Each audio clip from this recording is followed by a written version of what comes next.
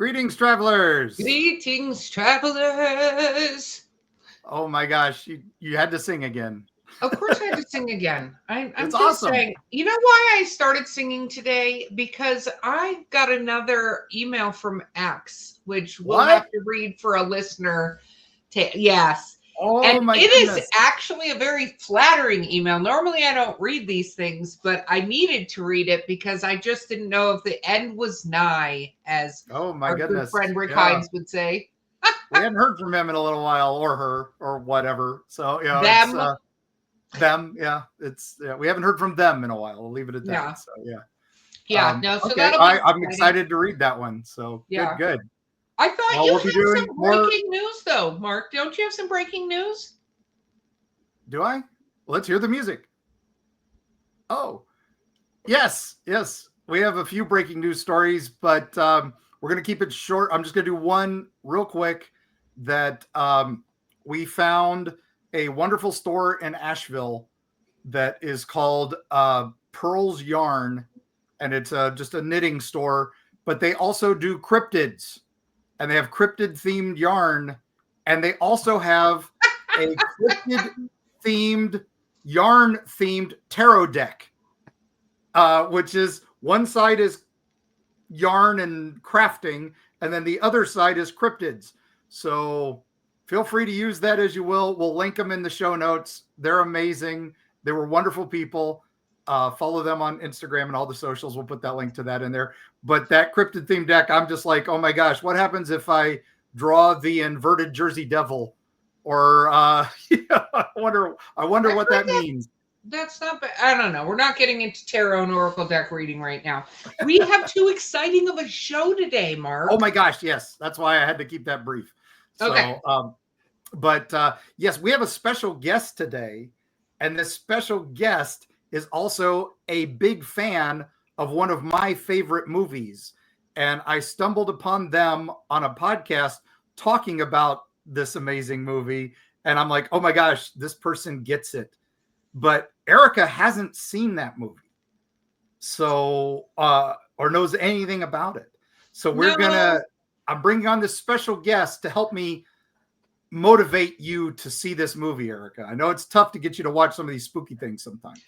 That's not the problem, Mark. I'm going to let you introduce our special guest. The problem is what you consider a good movie and what I consider a good movie tend to be very different things. Bubba Hotep. That is all I'm going to say about that at this moment in time. That's 2 hours of my life I will never get back in this world.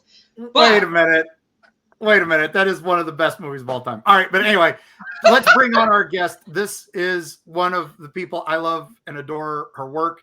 I've only seen one of her films, sadly, but she's amazing to watch in her performances and stuff that I've seen online. I'm excited to meet her now virtually, face to face.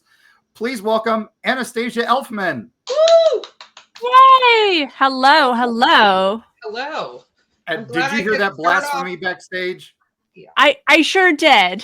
I was going to say, I'm glad I could start off offending you about Bubba Hotep to begin with. So, here's my problem with Bubba Hotep is that I love Bruce Campbell. I do. But I felt like the pacing of that movie and some of the stuff, I was just like, this could go a little faster. Maybe if I watched it on 1.5 or 2, it would be okay. But there were some long drawn out scenes where I think I showed it to you too late at night. I think that was the problem. So you were half asleep. That was not accurate. Anyway, enough about that. Let's talk about Anastasia. Anastasia, introduce yourself to our Eerie Travelers. Oh, well, hello, travelers. I'm Anastasia Elfman. I don't know, I do everything. I'm an actress. I produce, I direct. I'm classically trained in ballet and cello. I grew up in the theater. I'm a massive horror fan, and I love Lon Chaney Sr. He's my idol. We share a birthday, which is on Tuesday, April 1st. Of course, April Fool's Day. And so I like to visit him because he's out here. I live in Hollywood under the Hollywood sign, and he's close by. So I go pay my respects and visit him on our birthday. So, yeah. Okay, so I gotta ask, it's horror. What was your first introduction into horror? What was my first? Well, I kind of like grew up with a big focus on film and learning film history and stuff. My parents were both like military Marines turned kind of like hippie-ish, and with my like mom was a writer and stuff, and so we watched a lot of like classic horror films and classic films in general. The one that I remember the most as my first would be Lon Senior's 1925 Phantom of the Opera, and that one kind of catapulted me into that world. And also, like a kid who grew up with severe dyslexia, I always kind of felt like a monster, an outsider, and so that kind of gave me, I don't know, like a family, feeling like part of a unit, if that makes sense. Like there are others, and then those type of people love horror, and so I ended up making friends like at the local like rental like VHS, rental store, Oh yeah, no, video store. Me and Mark lived in those. Yeah, For those I was, youngins listening, travelers, that make your parents show you what a VHS look like. Google that. It's fun. yeah, Google that Fun. or watch the Way last back in the blockbuster day. on. I love that you said Phantom of the Opera is a horror. I absolutely adore that you said that. It is. The original is true horror. Oh my gosh, it's incredible, and it's the 100th anniversary of that. Yeah, For the this year. Yes. So yeah, well, when you go by and see Lon, I know he's in that unmarked Yes. grave. Yes. So Yes. I'm very respectful to the family's wishes, and I stay out of that area, but I know where he is. So I, kind of tip my hat and give him all the love, because for me, he's the reason that I got into uh, performing and creating and just learning about him and his history and everything that was against him. Very basic stuff is like both of his parents were deaf mutes, and so he had to deal with a lot of like overcoming a lot of things. So I just feel a very like close fondness with him and his career and everything like that. Like we both started out as dancers, and we do like choreography, and started out doing comedies and things like that. So I love him. Very no problem. biased. Highly recommend. What was it? The Man with a Thousand Faces. James Cagney tells his story, and it's fairly authentic. It's a little goofy, Hollywood upped, but if you don't know his story, it's a good way to get the basics. So. Yeah, I mean, kind of. It didn't really hit all of the things. I mean, he's known for doing all of his own makeup. They give that to like a Westmore credit. It's That's true. Lon 1,000%. So, like, Yeah. I mean, but I'm a nitpicker. Understood. Well, good. This is perfect then. This is perfect. So, all right. So you've done now. What's some of the stuff you've done? One of my favorites. Was it Aliens, Geeks, and Clowns, or Alien, Clowns, and Geeks? Aliens, Clowns, and Geeks. Yeah, my husband wrote and directed that. His older son, Bodie Elfman, stars in that film, and I just kind of played like 6 or 7 side characters, Yeah. and also because I did like makeup and props and costumes, so I did second unit. I did a lot of those. So like if you see a foot, it was probably my foot in that scene. What else? So yeah, I just play a lot of different random characters in that. That movie had film. a very what's a fried berry type of atmosphere to it, which is just one of those obscure movies that I'll never get Erika to watch. But it's a wild movie and a lot of fun, and it's everything you'd think from the title. So Yeah, and more. Mark, that you're making me sound like an elitist. That is not accurate. No, I'm just saying. Agreed. I mean, I got you to watch a few others that you've enjoyed. So Yes, and Bo will even testify to this as well. You know, we were both there for Bubba Hotep and other things. There, you have like a hit or miss. You've got a 50 Well, you enjoyed Pontypool. I'll give you that. So that was good. Yes. So we were watching it in a cabin in the woods in Kentucky, waiting for the Mothman Festival. So it was a lot of fun. Wild. Yeah, sometimes it's about the atmosphere you present something in, right? So, okay, now you were on a couple podcasts, I think, discussing this same movie. At least I saw one of them.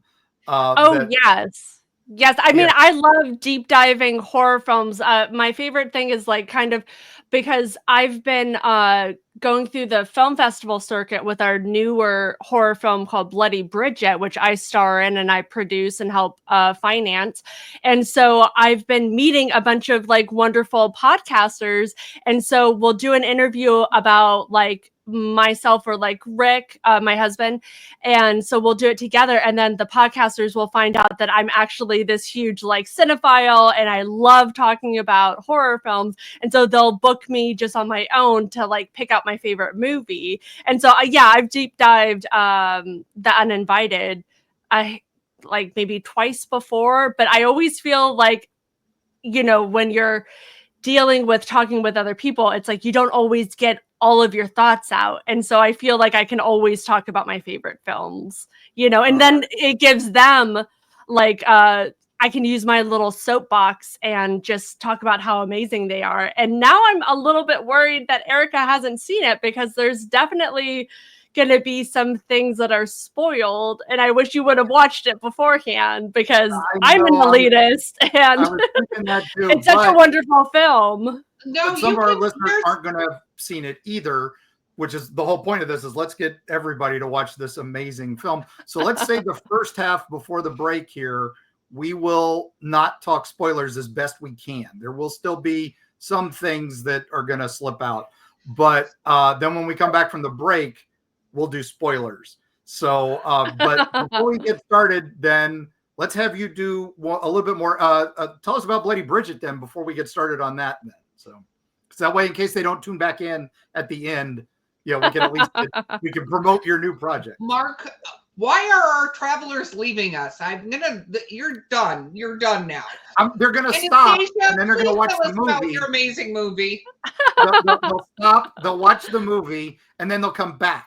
They'll give them a nice place to pause. So. See, that's what I would recommend because I don't even like people watching the official trailer for The Uninvited because I feel like they spoil too many things because there's certain crucial plot points that are revealed just in the trailer for the film, which I hate when films do that. I try to avoid trailers. I actually walk out of movie theaters when they're doing the trailers and then I come back to watch the films because I feel like, especially nowadays, they're just like giving away the monsters. And I'm like, why am I even like going and spending hundreds of dollars to go see a movie in theater if I'm just going to see the monster right now? But reeling it back in, Bloody Bridget, my husband Richard Elfman wrote, directed, produced that film. It's about, gosh, how do I explain it?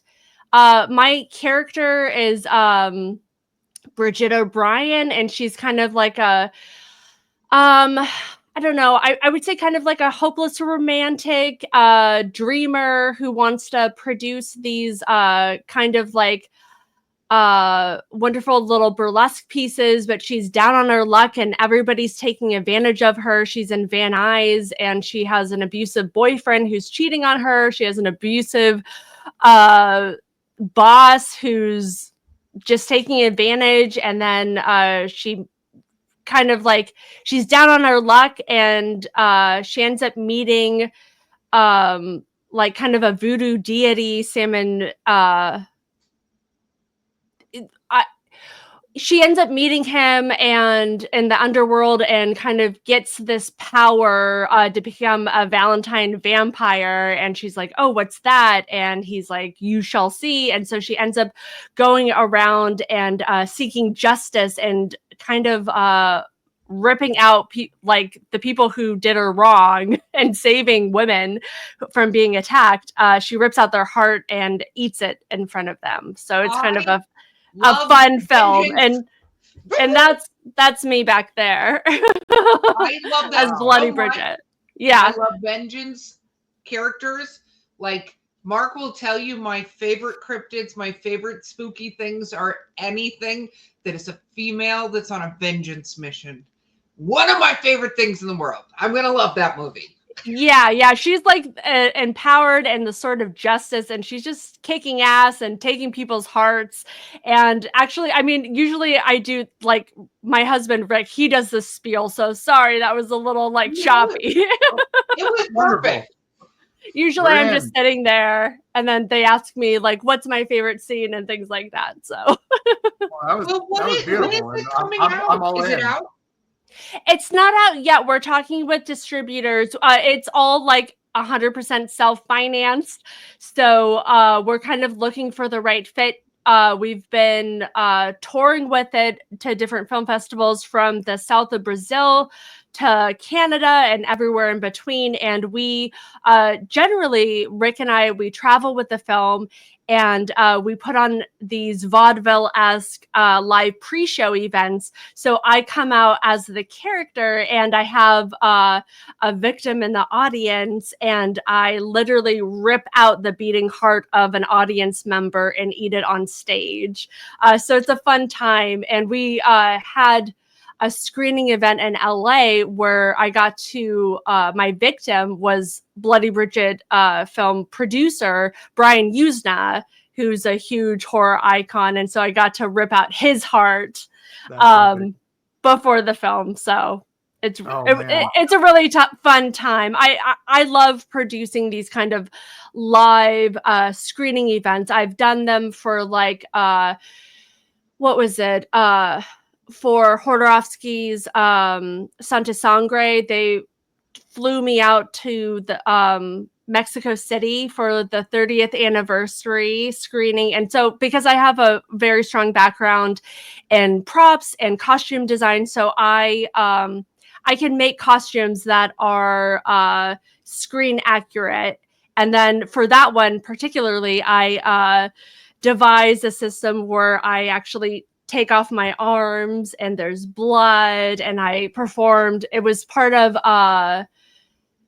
a film festival, and it was in front of like a huge elephant. I don't know if you guys are familiar with that film, but it's like an iconic film, Santa Sangre, which I love. And so I got to perform in front of the like cast and crew and the Hodorovsky family. So that was a huge moment.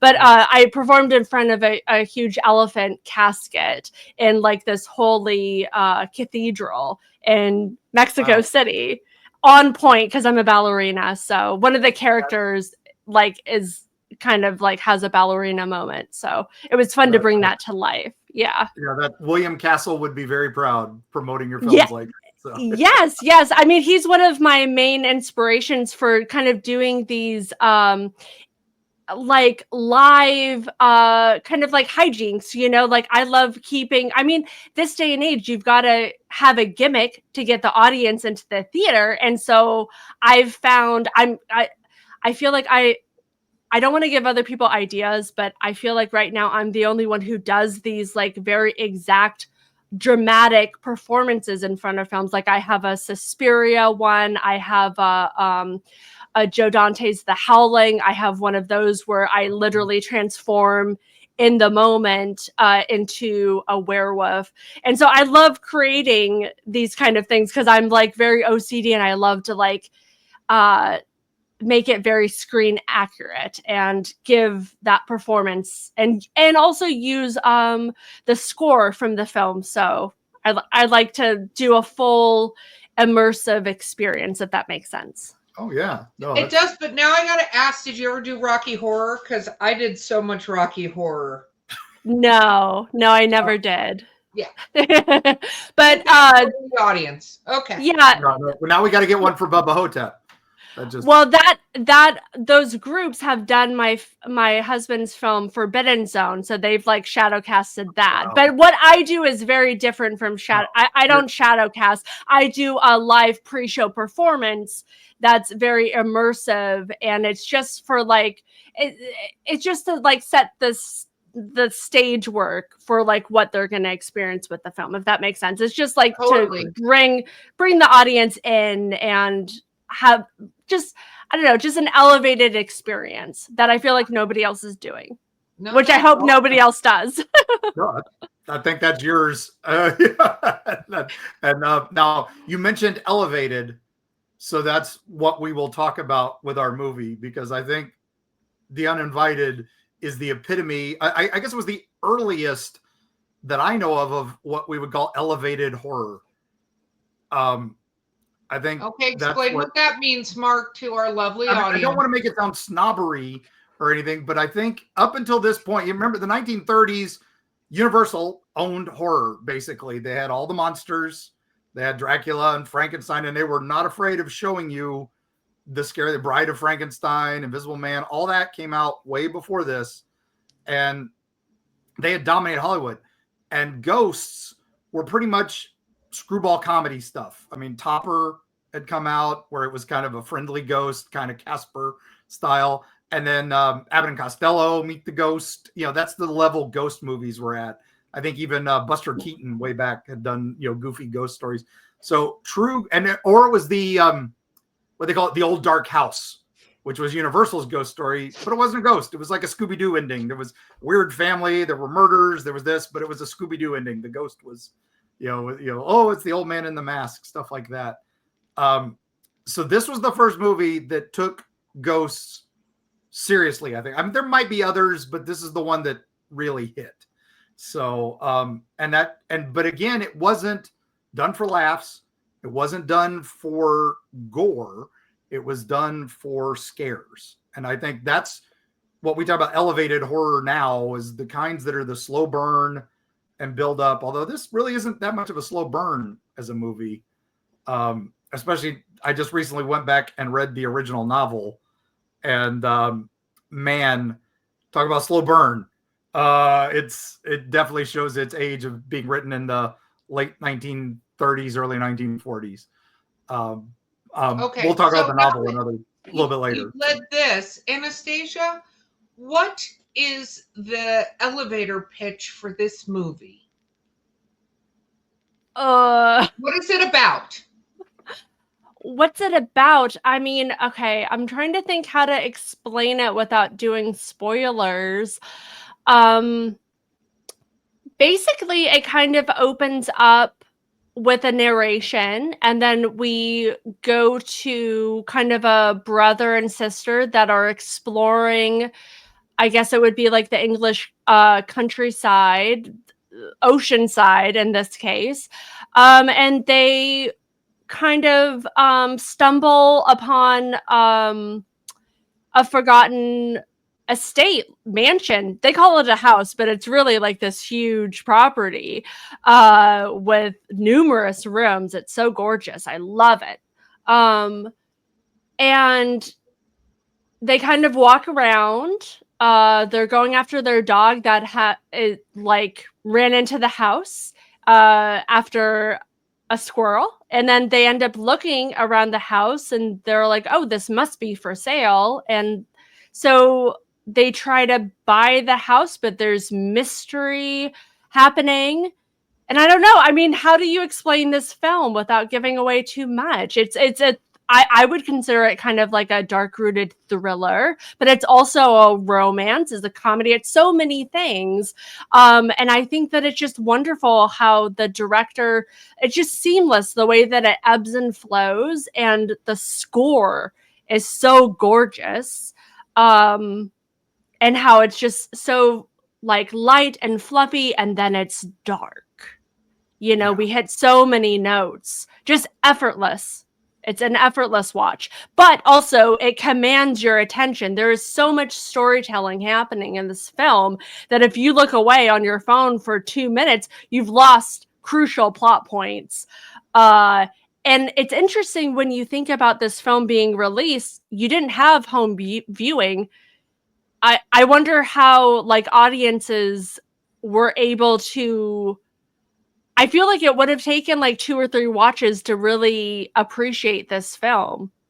You know, it feels like in this day and age, it would almost be multiple films, like at least 3, because for me, I would like to see the prequel of, you know, the husband and the wife and the model, let's say, and that kind of love triangle. And then I love what I see now, and then I would like to see what happens after the fact, because it's kind of alluded to different things. But that's kind of what I would love to see as a viewer. I would love to see, Ryan Murphy's team that did The Haunting of Hill House and Haunting of Bly Manor and Fall of Usher do something with this, because there is so many different characters and so many different plots from the book that didn't make it to the movie. And then, oh yes, I'm so interested because I'm in the middle of because I'm a huge horror fan, especially classic horror. So I just finished like Dracula. I did The Invisible Man. I've been reading a lot of these novels just to get a better scope and better understanding. And it's so interesting because they're so different from what we know of the classic the film. The novels are widely different, and I don't think we've actually seen a true version of the novel, which I would love to write sometime and direct. I would love to see a proper Dracula done, maybe even found footage style, because that's kind of the way the book is written, is like the snippets, the newspaper articles, and the diaries. I mean, they definitely go back and forth. Erika, I don't know if you've ever read the novel for Dracula, but it definitely goes back and forth a lot. And it's I've had to because I listen to a lot of audio because I have severe dyslexia, and just my life, I don't have time to sit down and read. Like, I'm a mother and I'm a wife, and I'm also like a working actress and performer. So I just don't have time. But so, yeah, with Dracula, it's so back and forth, you know. Yeah, there was Are we talking about Bram Stoker's Dracula? Yeah, Bram Stoker's Dracula. Of course. Yeah, I did read that. I'm sorry. Okay. I was like, what are we talking about? Because I'm assuming Mary Shelley's we digressed. Frankenstein. What? We digressed there. Sorry. Yeah, I was like, okay, where are we going? So are you talking about Mary Shelley's my elevator pitch for the Mary Shelley's Frankenstein? Yeah, the original. This is amazing. Yeah. And again, so I don't think it's ever properly been adapted. Yeah, what is the original Invisible Man? Isn't it like H.G. Wells? Yeah, H.G. Wells wrote Invisible Man. Yeah. Again, never. I mean, the movie is fantastic. But I love what they did. Yeah, I love what they did with the movie. I mean, it's definitely different, and it's like artistically changed for film, which I know a lot of directors do that kind of stuff. It's like the freedom within to create, but it's definitely different than the novel that I read. It actually almost doesn't even touch on that. It's like very vague, like whiffs of the film, let's say. Yeah. And that's kind of what this book is to this movie. Is there's parts of the book that were adapted into the play version of this. The original author, Dorothy McCardle, she was a playwright, and her story is about a playwriter, not a composer, like in the movie. A playwright who, he and his sister are looking for a cheap house outside of London, and they've explored a bunch of places. They don't find what they're looking for because they can't afford just about anything. And they stumble again upon kind of this unusual place, and they love it. They fall in love with it for no reason. It's falling apart. It needs work, but they make an offer, and the man who's selling the house is like, yes, I'll take it. I mean, they purposely make a low ball offer, the lowest ball of low ball offers. And he's like, I'll take it. And they immediately go, that's odd. Is there something wrong with it? Do we need to check the floorboards, or do you have a ghost? And the man's like, I've take the offer or leave it. And so they take the offer. They like, no more questions. They get up there. Strange things happen at in that it's cliff view, and in the book, but in the movie it's called Windward. No reason to change. But and then strange things start happening. There's a young girl involved, and again, like you said, in the movie, it changes course several times. In this, it changes course several times. They invite their friends up from London and have a big office party, housewarming party after they've rebuilt the place. And again, strange things have happened, but they're hoping new people will provide things. But at the party, strange things happen. This was totally cut out of the movie. And then, so like I said, I think there's more to this. We're going to do a commercial real quick, and then we can come back, because if you say strange things happen without a little more detail one more time, the travelers are going to lunge. Just kidding. And with that, we'll be right back after this word from our sponsors. And we're back. We're back. Okay, so let's start these strange things happening. Okay, now spoilers. If you haven't watched it, you have only yourself to blame at this point. So I'm thoroughly blaming myself. All right. Anastasia, now let's get into this. Let's talk the Uninvited. Oh my gosh. Okay, one quick thing about production of this that I'm going to just say right off the bat. They originally pitched this to Alfred Hitchcock to direct. He had just come off of Rebecca, which has a lot of similar themes, which was another Gothic book. Yes, made into an amazing movie. And a similar character that I think winds up in this movie, that in the book is kind of a lesser character, but in this movie they made her into a much bigger character. And that's Miss Holloway, that we will discuss a little bit. And man, so I think that's why Hitch was like, I just did this and I don't want to do it again. So he pitched a friend of his who had never made a film. He'd only directed a bunch of stage plays and stuff. And that was Lewis Allen. Everybody called him Lou.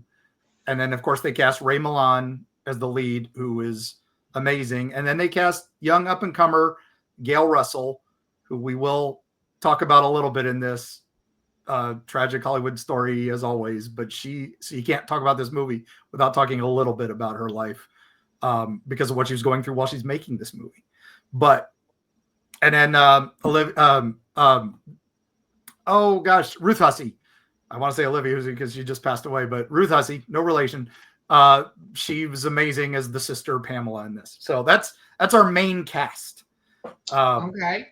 Go ahead, Anastasia. Why don't you say a little bit about the kind of that we talked a little bit about the intro. They find the house. We now know strange things are occurring. What are some of the strange things that occur? Okay, can I just first say that this is like a stab to the heart, just knowing, Erika, that you haven't seen this. Yeah. Just talking about it. No, it's okay. Well, I hope you watch it at some point, because it definitely deserves. I mean, it's kind of one of those things that's under the radar, that I feel like this film needs to be talked about, because like what you were saying, Mark, that it's so crucial to the genre of like the ghost, the haunted house, and kind of like it was only like a Laurel and Hardy joke beforehand, and now it's like, okay, so what do we do if the ghosts are real? And so I kind of like how serious they take the ghosts. It's almost immediately. Like they're like, okay, what do we do? Like we've dumped all of our life savings into this. I mean, the house was very cheap, but still it seems like both of them are just like kind of like working class, ends meet. We hear a little bit of a background story about is it Rick? He's like he like critiques like music or something like that, but he's actually a composer, and so his sister wants him to just give that up and focus on his art, which I think is so wonderful. Gosh, I mean, what else? I mean, the main There's thing so much. It's hard to like it's hard exactly. to focus without these like points of reference. Oh yeah, no, I know you kind of need the cliff notes, but yeah, no, Roderick and Pamela in the book he's Roddy, and in the Okay. movie he's Rick, so it's Roderick. For yeah, they're half Irish. There's this, but it's not really the movie doesn't really go into that much. Again, this is the book a little bit more, and in that he's a critic of play. And Dorothy McCardle, the author, she was a playwright. And so I think this is kind of self-insert in her. And the few critiques I've read of the book where people didn't like the book and preferred the movie, I think are people who are complaining because the first half of the book is them talking with their play friends and their actor friends. And there's a lot of, oh, this is like this play and this is like this play. And then, so there's some of that. And I think that's just her showing slice of life every day. But as they start remodeling the house and making it their own, Rick or Roddy has to go back to London to tie up his loose ends, get his day job taken care of so he can keep kind of writing articles for newspapers up there. He's also having a phone line installed. This house is built 1920s. Now, you think it's like 1800s. No, this is 1930s. And this house still doesn't have electricity. And Yeah, all that. yeah, that's a big point in the book and the movies. And so he goes down there while the sister starts helping fix up the house. And then they bring their nanny, their childhood nanny who's now grown up, to come help them live with them now. And she's an old Irish nan, Miss Lizzie, and she's fantastic. And she's the one with the cat. She brings a cat. And you will love the cat's name, Erika. Okay. The cat's name is Whiskey. Oh, so, I do love that. So because she likes her Irish whiskey. So that's her spirits, is her cat. So they come up to the house. They've been gone a few weeks. The sister, Pamela, has made it beautiful. She's decorated it and all this. And they're like, wow, this is amazing. And Lizzie Flynn is loving it because it's like an old country home and she's excited to cook in the big kitchen and all that. And they spend their first night. But the sister's been there a while. And on the first night, he hears someone crying. And Roderick, this is the book and the movie are from basically Rick's point of view. And he gets up wondering, oh my gosh, my sister's crying or somebody's crying, but he can't find the source of the crying. And that's when the sister comes out and is like, oh, you hear it too. I thought I was going crazy. Yeah, it's like wailing. Actually, she's like, this is old hat. This has been happening. Let me tell you, it's been a week. I've been alone in this mansion, just trying to get by. And this ghost is keeping me up at night. But also, we kind of like just went past. There was an interesting like moments when the brother and sister are coming to the grandfather's house to buy the home, and then they have a moment with the granddaughter who is so attached to this house and does not want it to be sold, and so she kind of tries to tell them a lie like, oh no, it's not for sale. And then all of a sudden her grandfather comes in and is like, what are you talking about? Like, it's totally for sale. I don't have money to keep this going. And so he kind of like sells it against her wishes. And then kind of we find out that there's a reason why she doesn't want it sold, because it was her mother's home, Oh. And so she's connected. Yeah, she's connected to that house. And so she doesn't want anybody to live there. And that's an opposite of the book. In the book, she wants it sold because she's been Oh, told how she should never go there. And so she's afraid of the house. So interesting. I mean, I don't want you to give me all the plot points because I want to read it. That is one major difference. So yeah. But then again, a big thing in this book is not everything is what it seems, and not everybody is saying what they mean. There are layers and layers of character and stories that have you know how we talk folklore and legends, Erika, and how one person tells a story and then the next person hears that and then they tell the story and then they tell the story. That's one of the big themes in this, and that's also in the book, is that plays are versions of stories and they may not be the real version of what happened, and that becomes a major point in the book and the movie. So, but yes, and so we meet Stella, the young 18-year-old in the book, 20-year-old in the movie, Yeah. just because they didn't want her age difference with Ray Milland to be quite so present. In the book, Rick and her are like 5 years apart. He's like 25. He just came off a very bad relationship. And so now he's meeting this 18-year-old cutie, but he's trying to just, no, she's a young child. But he's got obvious feelings, and that's part of the book. So that's where the romance kind of starts coming in. Yes, I mean, I feel like personally, I feel like the granddaughter, Stella, she's like very stunted because she's so the grandfather is so overbearing and just trying to control her entire life. I mean, she still lives with him. She can only go out for church or to run like these like little tiny errands, and she's so afraid of him in that way. So that's kind of an important like character thing as well. Yeah, and she had been raised in a school far away and only recently returned herself because her grandfather is in failing health. So she's kind of helping take care of him. He's kind of watching her.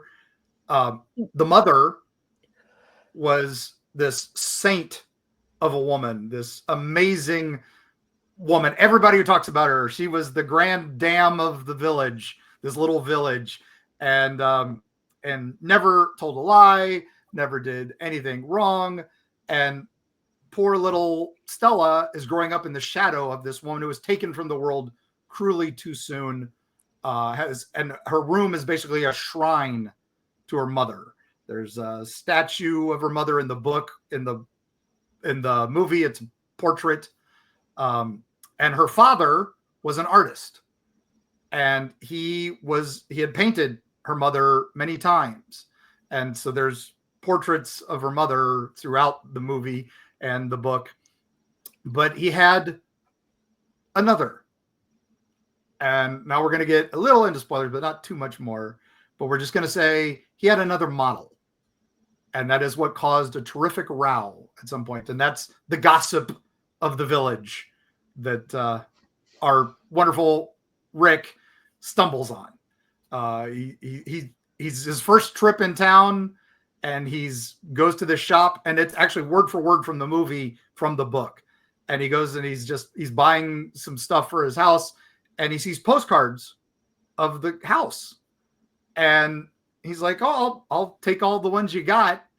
And the shopkeeper's like, oh, I've got about a dozen of those. And he's like, oh, strange doings at that place. And he basically tells them that, the mother, the mother died there tragically. No one really knows the story, but fell from the cliff. The tragic Gothic end. But then some people had rented the place later, but they weren't good people. That's why they left in a hurry and owed debts all over town. So nobody listens to their stories. They made scary stories about the place, and no one really pays it mind. But, we know. Yeah, I thought that was an interesting scene of how to like organically put backstory for the audience to learn, where it's not like slowing down the pace of the main part of the film, but it was like very interesting to watch him like pepper in like this backstory so that we learn as we go, and we're not stalling anything, which I love. I love when there's like these creative ways, because like I feel like a lot of things right now we're like so weighted down with these like boring subplots of characters I don't care about at all. But this shopkeeper, and then there's also like another patron that comes in, and it's like, oh, it's like they leave you wanting more. I would actually like to see another scene with them, but we never see them again. No, and they disappear from the book too. It's but again, it was just she's like, oh, they bought the house. Ooh, this, it's like, but it just shows it's small town gossip, right? That this town is throughout this, and there's a character in the book that is a little bigger part in the book than he is in the movie, and that is the town doctor, who is Dr. Scott, which there's your Rocky Horror reference for the day. In the book, he is this young plucky guy who is he's new to the town. He's only been there about 5 years. I think in the movie he jokes he's only been there 10 years, so he's still a newbie in the town. He just took over for the last doctor who passed away. Inherited his practice. He was actually there training under him, and then suddenly he's thrust into the practice. In the book he intended to leave and go on, but he's very happy he didn't leave because this young couple has moved up the hill, the sister and the brother. He's very happy to find out that she's a sister and not a wife, and so there's kind of implications that he's interested. And it's funny in the book. I will say just one more little difference. In the book, he's very smitten with her. And in the movie, we kind of see that play. Dr. Scott in the movie is played by a younger Alan Napier, but not very young Alan Napier, who, for you Batman fans from 66, he played Alfred in 66, just 20 years later. So, he's definitely not the young 20-year-old. He's in his 40s or early 50s when he filmed this. But he's intrigued by Pamela in the movie as well. But in the book, Roderick's talking about his sister, Pamela. She's not interested in boys at all. She's just interested in herself and her hobbies. So I thought that was actually something you don't see much in books of that period. So, because normally it's all romance. Well, okay. I will absolutely watch this movie and report back. I promise. I promise. We're only in the first quarter of the film, by the way. Yeah. Oh yeah. There's so much more. There's so much more. Ahead just a little. We're not going to give away the big reveal. Okay, Anastasia, we'll which one is that? There's so many. There's so big reveals. There's many. Yeah, there are a lot of layers of this, but we will say that the story unfolds as the events of the haunting start getting more and more pronounced. There's Stella visits the house, and that escalates things. There's this one room in the house, the studio, which becomes his office, and he plays a beautiful serenade that he's been serenading because he's so infatuated with young Stella, and it's called Stella by Starlight, which becomes a jazz hit. I think every jazz musician at all from the 40s when this movie started all the way to recent has recorded. Frank Sinatra, Billie Holiday, everybody. Ella Fitzgerald. Ella Fitzgerald, yeah, and my gosh, Ozzie Davis, who was in Bubba Hotep. But Stella by Starlight is made for this movie. In the book, he's writing a play, and the play is completely different from this. So it's he's basically writing the story of the ghost, not knowing he's writing the story of the ghost. Oh, so how wild! Okay. Cool. Yeah. I can't wait to read. I won't spoil more of that for you then. But you'll read it. You'll be like, that twice because you've watched the movie. Mark goes, "I'm not going to spoil it," and then spoils it. That's okay. I'll let it pass. All right. Thank you. Okay, but let's get so as the escalation occurs, there's some great effects in the studio at that point. The lighting goes a little off. His music gets a little sadder, and there's some roses that wilt. That's an earlier scene in the studio. So there's and they start talking about the feeling of cold and some other things, and they start bringing up some of the science of hauntings and stuff like that into this. So that thrilled me on this. So I as a fan of horror and a fan of science behind parapsychology, they threw that in there, and I was very pleased. So Yes, yes. I mean, some characters go through it's like a dark feeling and a dreadful feeling, and we see that it's kind of like focused in this one room, which I'm forgetting the name of the room, but it's basically where Stella's father would paint, and it's kind of his like art studio, let's say. And so um everywhere else in the home is all warm and somewhat cheerful, and then just kind of focus in this one area, it's very like doom and gloom, and has an effect on people and their moods when they go into it. And also has a physical effect, like what you were saying, on the flowers, where we get to see that kind of like a quick time lapse moment where the flowers are wilting, and then there's a moment where Stella and Rick are having kind of a little flirty moment, and he's playing that jazz standard Stella by Starlight, and it ends up going dark, and Stella's like, "Oh, it went sad. Why are you turning it so sad?" And he says he can't help it. He's not in control anymore, kind of thing. So it's interesting how people are controlled under this. So it's kind of like going back and hearing maybe the stories of these people who didn't want to pay for a house where they're being controlled to do like quote unquote like maybe evil things. Maybe they're not so bad.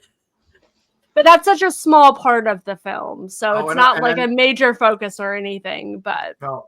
And there's another room where it's an opposite feeling, where everything seems to be happy and everything seems to be wonderful, extremely so.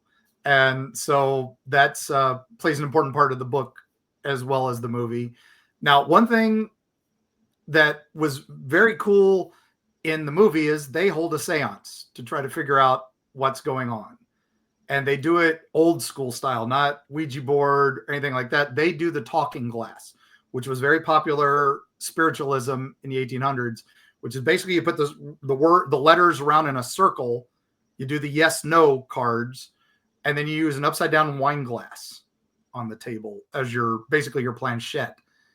And that's in the book, and that's in the movie, and they are completely different, the two. So different characters are involved, let's say, and including a parapsychologist that they bring in, who is not in the movie, but he's in the book. And his story is fascinating. He's a guy, this isn't spoiling anything, it's just a character introduction. He's a lawyer who was taking a case in Ireland where a family bought a house with a poltergeist, and they couldn't get their money back. Because nobody believes in poltergeists. Nobody believes in this. And this lawyer goes into the house and has a hellish night. And so he makes it his goal in life is to pass a law that ghosts are real. And if you sell a haunted house, you have to make up for it, or you have to let people know you sell a haunted house. And I think the only state in America that does that is New Orleans and Louisiana. And New Orleans is the only city that enforces that if you have a haunted house, you have to tell people. But I think that's mostly so that you can make more money on the property by renting it out, where instead of the other way around that it would have been then. But I love that that's a character in the book, and I was like, oh man, I would love to see that brought into a proper adaptation of this. Although the movie is amazing and it does hit all the major plot points, so I'm not complaining about the movie at all. It is an amazing movie, and reading the book, I have complaints about the book too. So. Yeah, I mean, I haven't personally read the book yet. You know that because we've been talking. But the film is so visually stunning. It's so, I mean, when you watch it, it's such an easy watch. And it seems like just when you're just watching it, it seems like it's so simple. But if you are a fan of filmmaking, you know that like the lighting took time, and the setups, it all took a lot of time. And this is back in the day when they like studio heads, like they let artists be artists, and they had time to rehearse, and it it screams, and it totally holds up. Everything about this, including the like special effects, the animation, and all of that. I feel like all of this holds up to today's standards, if not exceeds it. I can't think. I was just talking to my husband Rick. I can't think of a film, like if you think about any of the films nominated for Oscars, none of them compete visually with The Uninvited. None of them, in my opinion. And this was, But I'm an old school, like I love like these classic films, and you know, when people cared about you know, the film making aspect, let's say. yeah. Because And it's so beautiful. Everything is beautiful. That like even the animation, all of it, it just like it's top the tier. And then don't get me started on the costuming. I mean, this is like an Edith Head film. Yeah. You know, all the costumes are like chef's kiss, like impeccable, yeah, gorgeous. even the lighthearted moments are played perfectly. You know, Ray Milland would go on to win the Oscar the next year, and I think he earned it better for this. But No, I mean, you always think like things like actors or filmmakers or composers that are cheated from the Oscars, and it's like I feel like this film was definitely cheated. again, it's still horror, even though it was more more elevated. I think it was still horror. So Academy, nothing to do with this, and it's a shame. Oh man, don't get me started. I want to still work, so I've got to be careful. No, But that's true. Drew there. Yeah, no, we understand. But no, one of the other things with this, I think, is when they throw the story at you at such a pace, like you said, if you blink, you miss it, and suddenly you're like, oh my gosh. So one of the characters, Holloway, is this nurse character that is somewhere in her past, right? In the book, it's when the mom died, she had this friend who was a nurse who was taking care of her because the mother had an illness. That's the only flaw this woman had, was this illness. And this nurse was taking care of her, and they became best friends, and they were going to rule the world together. And she was helping her found her psychological foundation. Now, remember, we talked about this recently when we were talking about early parapsychology. This was at the same time of early psychology. So 1930s, Freud and all them are just coming into things. And so this is Holloway is founding her own therapeutic relaxation place. And we know about those, Erika. And in the book, it's very similar. And in the movie, it's even creepier because they decided to basically make her a little more Miss Anders from Rebecca. And I think that's kind of what they did here. Was I think they saw how good Rebecca was and said, oh, we need that character in this. And this character's kind of close from the book. So I think that's one reason she got kind of blown up a little more in the movie. And she's played fantastically. Oh, I can't remember the actress. I'm going to have to clackety clack real quick. Of Cornelia Skinner, who was a secretary who got cast for that. Back in the day when you could cast a secretary and nobody said anything. Sadly, like I said, we have to kind of talk a little bit about Gail Russell, who plays young Stella. She plays her she does that kind of lost soul perfectly. And it was because she was basically 18, had just gotten cast by a fluke. She's got that great Hollywood story, kind of like, the Schwab's ice cream counter. The producer of this film and was driving, and he picked up a bunch of boys hitchhiking and drove them to a town. And he was like, do you know anybody who should be in pictures? And they all described this one beautiful girl. And so he called her up and said, you got to show up for an audition. And her mother forced her to go. And she was a very quiet girl, wanted to be an artist. She was studying for art and didn't want anything to do with Hollywood, but her mother was kind of a failed actress. And so she's like, I missed an audition, so you have to go. And it ruined my life, and now you have to do it. And so they kind of forced her into this. She had a terrible time filming this. Ray Milland was apparently coaching her as much as he could, but the director hated her and said she was terrible to work with. But sadly, the movie was a hit. If it hadn't been a hit, she would have disappeared into obscurity, gone back to her little life. But because she was a hit, they put her in movie after movie after movie, and her mother kept making her go. And the only way she could get through shots was by basically taking shots. And she drank herself nearly to death. She got into rehab thanks to John Wayne, of all people. And he cast her again in a movie to the point where his wife demanded a divorce, saying, "Oh, he's having an affair with her." And he's like, "No." And there was no affair according to everyone. But he just saw what happened to her. He saw a young girl who was on the casting couch too many times. That was his quote. And he said, so he gave her a second chance after she got out of rehab. Sadly, it didn't last. And she died at young age of 36. Wow. Which is why I think she's kind of a footnote in Hollywood history. And some of her movies are incredible. And she was just amazing in this. So even if she had a tough time filming it, it's incredible. And it's a very haunting story. So appropriate for this movie, I think, sadly. Okay. I will watch this movie, but Anastasia, before because we're going to have to wrap soon, but I need to know your top 3 outside of The Uninvited rewatch horror movies that you will absolutely, if they come on, you have to watch them. Top 3. I mean, that's such a low number.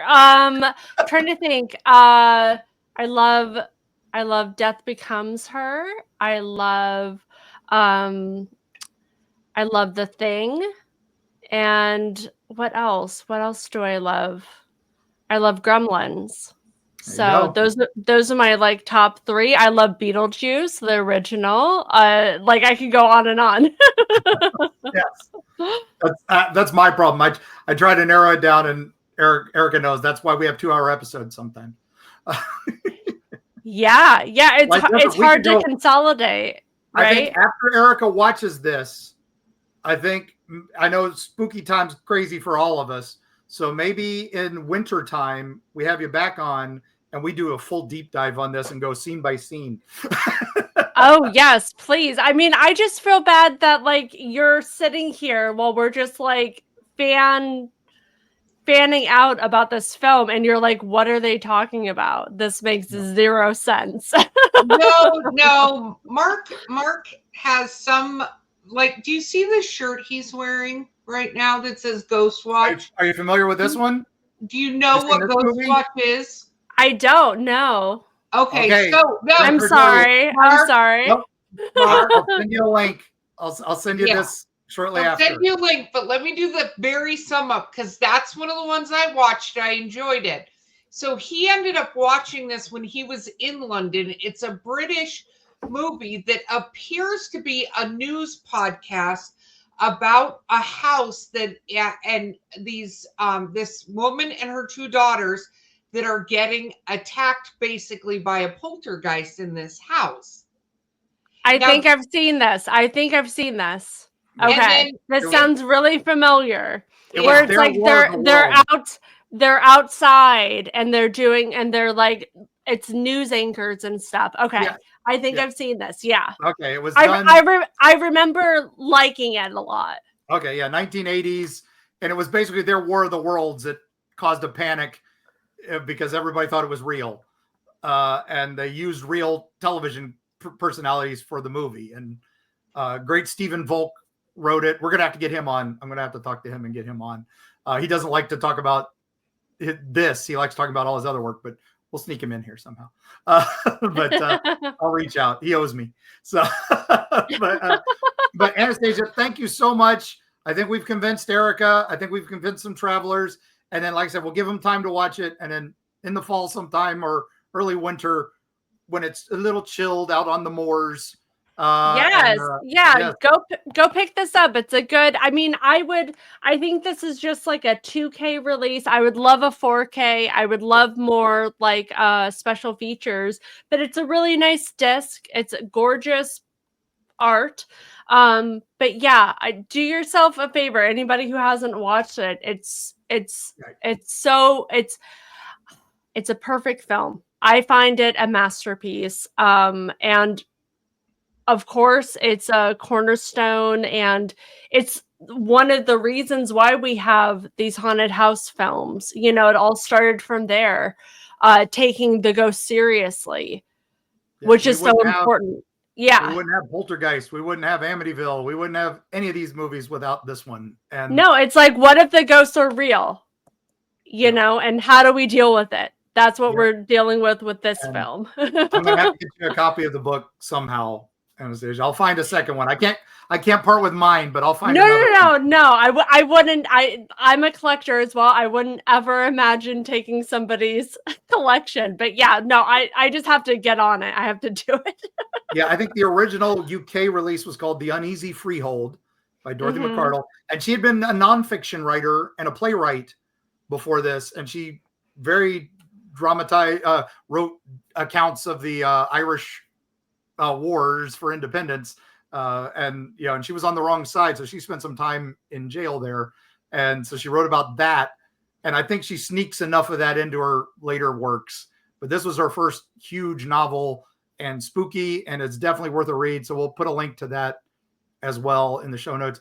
Anastasia, where else can they find you and follow you? So, I mean, I'm on social media. I'm on Facebook, Anastasia Elfman, and then on Instagram, I'm a little tricky to find. I'm under my stage name, Dahlia Demont, is where I'd love people to come and find me. I'm on YouTube, TikTok. I have Anastasia.com. All of our films. So my husband's like Forbidden Zone, which we tour around and we do like live screening events, which is very special for fans because it was not available for around like 30 years. And so now to see it in a theater is wild. And then with our other films, Aliens, Clowns, and Geeks, and Bloody Bridget. So all of those are on social media. And yeah, I'm really easy to get a hold of and follow. And all of my goofy stuff talking about horror, my obsession with Lon Chaney Sr., all of that is there. awesome. Awesome. Awesome. I'm really excited about Bloody Bridget. I'm just going to say, I'm excited about The Uninvited, but I am super excited about Bloody Bridget. So I mean, it's a very wacky, wild film. It's if you're a fan of my husband's films, you'll love this too. And it's a lot of practical effects, which I fought for because I love practical effects. I do practical effects professionally, and so it was really great. And then his brother Danny Elfman and our friend Ego Plum, who's like the cartoon king. He did like SpongeBob, Cuphead show, all of the SpongeBob universe and stuff. So like we have a really wonderful, insane score. And VFX, we have lovely VFX. It's a great time. So yeah, I'm looking Yay. forward to sharing it with everybody because I think it's a really important story to share, and it's really hit the audiences. Like when we travel with it, everybody, it's such a fun crowd that we get. And it's interesting because with this project we let the bad guys really be bad guys, which I think audiences aren't used to seeing because it's like a very PC culture right now, and so people aren't used to seeing bad guys, but they get their, they get it in the end Right. with a heart ripping out. So it's perfect. It's very pro, like taking care of business, let's say. All right. love that. Vengeful ghosts. I love it. I love it. Okay, Anastasia, it's been amazing to meet you. I am so glad you came on and joined us for this. Oh, thank you. And thank you for having me and letting me talk about The Uninvited, one of my favorite films. And I'm only sorry, Erika, that you didn't watch it beforehand because we sound like insane people just like talking about these like minor little points in the film. We didn't even get like halfway through the film. No, and So that's we're going to important have, that we didn't go any further for people who haven't watched. So, like I said, we're going to give yes. all you travelers a chance to watch this too. You can pick it up. It's not streaming, sadly, anywhere, but you can find the Criterion did an amazing release, and it's pretty cheap for the DVD, and it's not expensive for the Blu-ray, that 2K. So But they need to do a new one. We need a they do. 4K. We need more special features. I'm happy to write a forwarding, like let's I mean, this is a fun little booklet, but let's get some more stuff in here, you know? Yeah. Yeah, I mean, my goodness. And there's so much more. Like I said, it leads to The Haunting. It leads to so many other movies were inspired by this. And like I said, I would, after you read I'm going to get you the book. So you'll read the book. We'll get Eric to watch the movie, and then we will come back and we will do a full, deep dive. That's going to be like a 2-hour episode. Are you guys ready? Because I am. We're all going to take a day off of work and we're going to do this. Yeah. Okay. Thank you so much. Thank you. Thank you. So I'll just wrap it up then, if that's okay, Erica. Are you Perfect. all right? So thank you so much for coming on, Anastasia. Everybody get out, follow her. And she makes appearances on some other podcasts that are wonderful to watch. Her deep dives on horror are amazing to listen to. So we'll share those links as we get them. And thank you, Patreon members, for keeping us afloat. And thank you to our sponsors for putting in those wonderful commercials that we hope you'll all, click on and enjoy. With that said, when you're out there and you're wandering the cliffs of Devonshire and you find just the perfect house, maybe a little rundown, and you make that offer and it's a little inexpensive, just remember, keep your wits about you. Check to see if the dog and cat will run upstairs, and if they won't, you might want to call an exorcist, and we'll see you on the other side.